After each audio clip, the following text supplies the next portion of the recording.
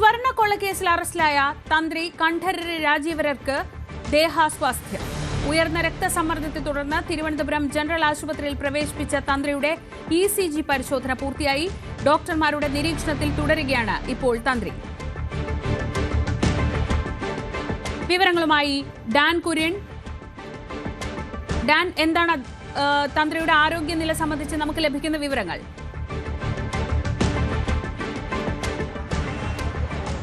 General ആശുപത്രിയിലേക്ക് ദേഹാസ്വാസ്ഥ്യം ഉണ്ടായതിനെ തുടർന്ന് തന്ത്രി കണ്ഠരര് രാജീവരെ 1 മണിക്കൂർ മുമ്പാണ് എത്തിച്ചത്. ഇവിടെ പ്രാഥമികമായ പരിശോധനകൾ പൂർത്തിയാക്കിയിട്ടുണ്ട്. ECG പരിശോധന പൂർത്തിയാക്കി. അധിക രക്തസമ്മർദ്ദമുണ്ട് എന്നതാണ് ഇപ്പോഴത്തെ ഒരു കണ്ടെത്തൽ. അതുകൊണ്ട് തന്നെയാണ് രക്തത്തിന്റെ പരിശോധന കൂടി നടത്തുന്നത്. അദ്ദേഹം ഇപ്പോൾ വിശ്രമിക്കുകയാണ്. അതിന്റെ ദൃശ്യങ്ങളാണ് കാണുന്നത്. അദ്ദേഹത്തെ ഇപ്പോൾ ജനറൽ ആശുപത്രിയിലെ ഡോക്ടർമാരുടെ നിരീക്ഷണത്തിൽ അകത്ത് പ്രവേശിപ്പിച്ചിരിക്കുകയാണ്. അവിടെ ആ പരിശോധനകളൊക്കെ ഒരു വശത്ത് നടക്കുന്നുണ്ട്. ഇപ്പോൾ നഴ്സുമാരെത്തി അദ്ദേഹത്തിന് ഈ രക്തപരിശോധന നടത്തുന്നതുമായി ബന്ധപ്പെട്ട നടപടികളൊക്കെ ചെയ്തുകൊണ്ടിരിക്കുന്നത്. അതിൻ്റെ ഒരു അരമണിക്കൂർ സമയം ഇവിടെ ചെലവഴിക്കേണ്ടി വരുമെന്നാണ് മനസ്സിലാക്കുന്നത്. അതായത് ബ്ലഡ് എക്സാമിനേഷൻ റിസൾട്ട് കൂടി വന്നതിന് ശേഷം മാത്രമേ അദ്ദേഹത്തെ ഇവിടെ നിന്ന് മാറ്റുകയുള്ളൂ, പുറത്തേക്ക് ഡിസ്ചാർജ് ചെയ്ത് കൊണ്ടുവരികയുള്ളൂ എന്നാണ് സൂചന. ഒരു തരത്തിലുള്ള പ്രതികരണങ്ങൾക്കും അദ്ദേഹം മാധ്യമങ്ങളുടെ ചോദ്യങ്ങളോടൊന്നും പ്രതികരിക്കാതെയാണ് ജനറൽ ആശുപത്രിക്കുള്ളിലേക്ക് ഡോക്ടറെ കാണുന്ന മുറിക്കുള്ളിലേക്കൊക്കെ എത്തിയത്. അവിടെ I am not feeling well എന്ന് ജയിൽ അധികൃതരെ അറിയിക്കുകയായിരുന്നു. അങ്ങനെയാണ് ഇന്ന് രാവിലെ അദ്ദേഹത്തെ ആദ്യം കരമനയിലുള്ള ആശുപത്രിയിലും അവിടെ നിന്ന് പിന്നീട് ജനറൽ ആശുപത്രിയിലും എത്തിക്കുന്ന ഒരു സാഹചര്യം ഉണ്ടായിരിക്കുന്നത്. അടുത്ത ദിവസം കസ്റ്റഡിയിൽ വാങ്ങാനിരിക്കെയാണ് ഇങ്ങനെയൊരു നീക്കം ഉണ്ടാകുന്നത്. അല്ലെങ്കിൽ അദ്ദേഹത്തിന് ഇങ്ങനെ ശാരീരികമായ ബുദ്ധിമുട്ടുകൾ നേരിടുന്ന ഒരു സാഹചര്യം ഉണ്ടായിരിക്കും. ഇന്നലെ വൈകിട്ട് അദ്ദേഹത്തിന് കൃത്യമായി ഉറങ്ങാൻ കഴിഞ്ഞിരുന്നില്ല. കാരണം മണിക്കൂറുകൾ നീണ്ട ചോദ്യം ചെയ്യലിന് ശേഷമാണ് അറസ്റ്റ് റെക്കോർഡ് ചെയ്യുകയും പിന്നീട് കോടതിയിൽ ഹാജരാക്കുന്നതിനായി കൊല്ലത്തേക്ക് കൊണ്ടുപോവുകയും ചെയ്തത്. കൊല്ലത്ത് ആശുപത്രിയിൽ എത്തിച്ചതിന് ശേഷം രാത്രി വൈകി ഏതാണ്ട് 11 മണിയോടെയാണ് തിരികെ തിരുവനന്തപുരത്തേക്ക്, തിരുവനന്തപുരം പൂജപ്പുരയ്ക്ക് സമീപത്തുള്ള സ്പെഷ്യൽ സബ് ജയിലിലേക്ക് എത്തിക്കുന്നത്. അത്രയധികം നേരം യാത്ര ചെയ്യേണ്ടി വന്ന സാഹചര്യം.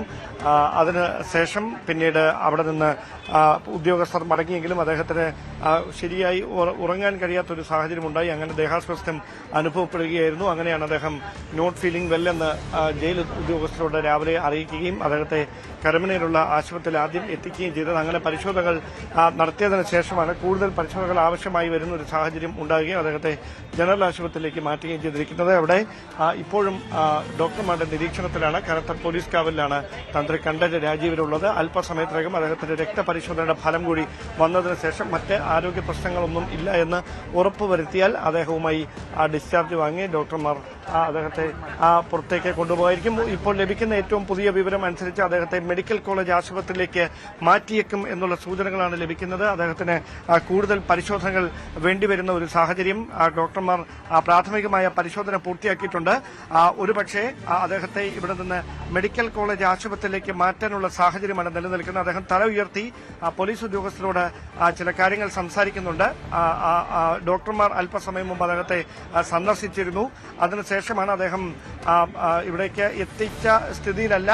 അദ്ദേഹത്തിന് ചില ശാരീരിക ബുദ്ധിമുട്ടുകൾ നേരിടുന്നുണ്ട് എന്ന സൂചനകളാണ് ഇവിടെ നിന്ന് ലഭിക്കുന്നത്. അങ്ങനെയുണ്ടെങ്കിൽ അദ്ദേഹത്തെ വിശദമായ പരിശോധനയ്ക്ക് വേണ്ടി തിരുവനന്തപുരം മെഡിക്കൽ കോളേജ് ആശുപത്രിയിലേക്ക് മാറ്റാനുള്ള സാഹചര്യമാണ് നിലനിൽക്കുന്നത്. മറ്റേതെങ്കിലും മരുന്നുകളോ മറ്റോ കഴിക്കുന്നുണ്ടായിരുന്നോ ഇതടക്കമുള്ള കാര്യങ്ങൾ അദ്ദേഹത്തോട് ചോദിച്ചറിയുന്നുണ്ട് ഡോക്ടർമാർ എന്നാണ് മനസ്സിലാക്കുന്ന വിവരം. എന്തായാലും അദ്ദേഹം ഒരുപക്ഷെ ഈ പരിശോധനകൾ പൂർത്തിയാക്കിയതിന് ശേഷം അദ്ദേഹത്തെ ഒന്നുകിൽ ഇവിടെ നിന്ന് മാറ്റുകയായിരിക്കും മെഡിക്കൽ കോളേജ് ആശുപത്രിയിലേക്ക്. അതല്ല എങ്കിൽ ഇവിടുന്ന് ഡിസ്ചാർജ് ചെയ്യും.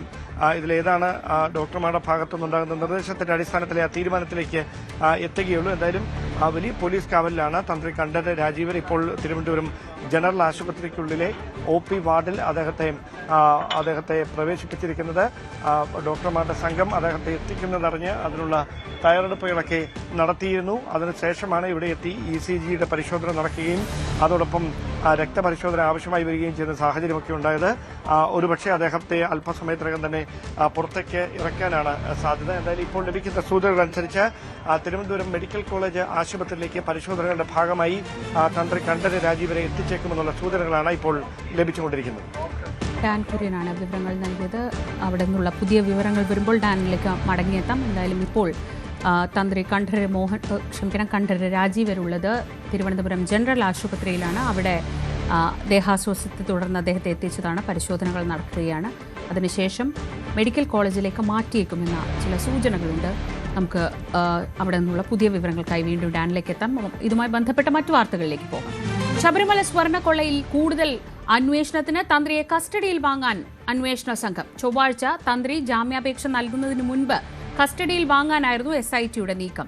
തന്ത്രിയുടെ സാമ്പത്തിക ഇടപാടുകളിൽ അന്വേഷണം വേണം. തന്ത്രിയെ ഇതിനായി ചോദ്യം ചെയ്യേണ്ടത് അനിവാര്യമാണെന്നും ആചാര ലംഘനം നടത്തി ഗൂഢാലോചനയിൽ പങ്കാളിയായെന്നും കൊല്ലം വിജിലൻസ് കോടതിയിൽ സമർപ്പിച്ച റിമാൻഡ് റിപ്പോർട്ടിൽ പറയും. പ്രാഥമികമായ ചോദ്യം ചെയ്യലിനും തെളിവ് ശേഖരണത്തിനും ശേഷമാണ് രണ്ടാം ഘട്ടം ചോദ്യം ചെയ്യാനായി കഴിഞ്ഞ ദിവസം ശബരിമല തന്ത്രിയായിരുന്ന കണ്ഠരര് രാജീവരെ SITയുടെ ഇഞ്ചക്കല ഓഫീസിലേക്ക് വിളിച്ചു വരുത്തുകയും വിശദമായ ചോദ്യം ചെയ്തതിനു ശേഷം അറസ്റ്റ് രേഖപ്പെടുത്തുകയും കോടതിയിൽ ഹാജരാക്കുകയുമൊക്കെ ചെയ്തിരിക്കുന്നത്.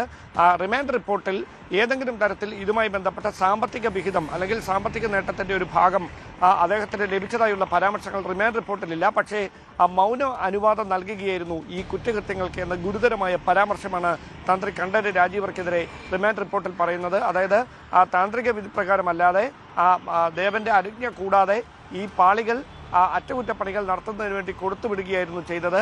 മാത്രമല്ല ഉണ്ണികൃഷ്ണൻ പോറ്റിയും തന്ത്രി കണ്ഠരര് രാജീവരും തമ്മിൽ 2004 മുതലുള്ള ബന്ധമുണ്ട്. 2004 മുതൽ 2008 വരെ ശബരിമലയിലെ കീഴ്ശാന്തിയുടെ പരികർമ്മിയായി അദ്ദേഹം അവിടെ സേവനം ചെയ്യുന്ന സമയം മുതൽ തുടങ്ങിയതാണ് ഉണ്ണികൃഷ്ണൻ പോറ്റിക്ക് തന്ത്രി കണ്ഠരര് രാജീവരുമായിട്ടുള്ള ബന്ധം. മറ്റൊരു ക്ഷേത്രത്തിന്റെ ചുമതലയിലും തന്ത്രി കണ്ഠരര് രാജീവർ ഉണ്ടായിരുന്നപ്പോൾ അവിടെയും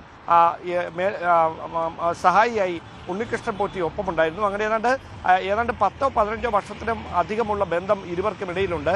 ആ ബന്ധം ഈ കുറ്റകൃത്യത്തിൽ കൃത്യമായി ഉപയോഗിക്കപ്പെട്ടിട്ടുണ്ട് എന്നാണ് SITയുടെ റിമാൻഡ് റിപ്പോർട്ടിലെ പ്രധാനപ്പെട്ട പരാമർശം. അതുകൊണ്ട് തന്നെ സാമ്പത്തികമായ നേട്ടം ഇങ്ങനെയൊരു സ്വർണ്ണക്കൊള്ള നടത്തിയതിലൂടെ തന്ത്രിക്ക് ലഭിച്ചു എന്ന് പ്രത്യക്ഷമായി ഒരു പരാമർശവും റിമാൻഡ് റിപ്പോർട്ടിൽ ഇല്ല എങ്കിലും അവിടെ സൂചിപ്പിക്കുന്ന കാര്യം ഈ കുറ്റകൃത്യം നേരത്തെ തന്നെ അറിഞ്ഞിട്ടും, അതായത് ഈ പാളികൾ അവിടെ നിന്ന് 2019 കൊണ്ടുപോയി എന്ന കാര്യം കൃത്യമായി മനസ്സിലാക്കിയിട്ടും അതിനുശേഷം നടന്ന പൂജാവേളകളിലൊക്കെ അദ്ദേഹത്തിന്റെ സാന്നിധ്യം, തന്ത്രിയുടെ സാന്നിധ്യം ക്ഷേത്രത്തിൽ ഉണ്ടായിരുന്നിട്ടും അദ്ദേഹം ഇതിനെക്കുറിച്ച് ഇതൊരു തട്ടിപ്പാണെന്ന് അറിഞ്ഞില്ലായിരുന്നുവെങ്കിൽ പിന്നെ എന്തുകൊണ്ട് ഇത് സംബന്ധിച്ച ദേവസ്വം ബോർഡിനെയോ ഉത്തരവാദിത്തപ്പെട്ട ഉദ്യോഗസ്ഥരെയോ വിവരങ്ങൾ ധരിപ്പിച്ചില്ല? അതുതന്നെയാണ് മൗനാനുവാദം നൽകിയെന്ന പരാമർശത്തിലൂടെ SIT റിമാൻഡ് റിപ്പോർട്ടിൽ എടുത്തു പറയുന്ന കാര്യം. അങ്ങനെയെങ്കിൽ തന്ത്രിയെ എത്രയും പെട്ടെന്ന് കസ്റ്റഡിയിൽ വാങ്ങി ചോദ്യം ചെയ്യാനുള്ള തുടർ നീക്കങ്ങളിലേക്കായിരിക്കും അന്വേഷണ സംഘം കിടക്കുക. ഇന്നിപ്പോൾ ശനിയാഴ്ചയാണ്. ഒരുപക്ഷെ തിങ്കളാഴ്ചയോ ചൊവ്വാഴ്ചയോ ആയി കസ്റ്റഡി അപേക്ഷ നൽകി ജാമ്യാപേക്ഷ സമർപ്പിക്കുന്നതിന് മുമ്പ് തന്നെ കസ്റ്റഡിയിൽ വാങ്ങി വിശദമായി ചോദ്യം ചെയ്യാനുള്ള ഒരു നീക്കമായിരിക്കും SITയുടെ ഭാഗത്തു നിന്നുണ്ടാകുക. അതോടൊപ്പം തന്ത്രിയെയും ഉണ്ണികൃഷ്ണൻ പോറ്റിയും പത്മകുമാറിനെയും ഒരുമിച്ചിരുത്തി ചോദ്യം ചെയ്യാനുള്ള നീക്കവും SITയുടെ ഭാഗത്തു നിന്ന് ഉണ്ടായേക്കുമെന്നാണ് സൂചന. കൂടുതൽ വാർത്തകൾക്ക് News 18 Keralam YouTube channel subscribe ചെയ്യുക.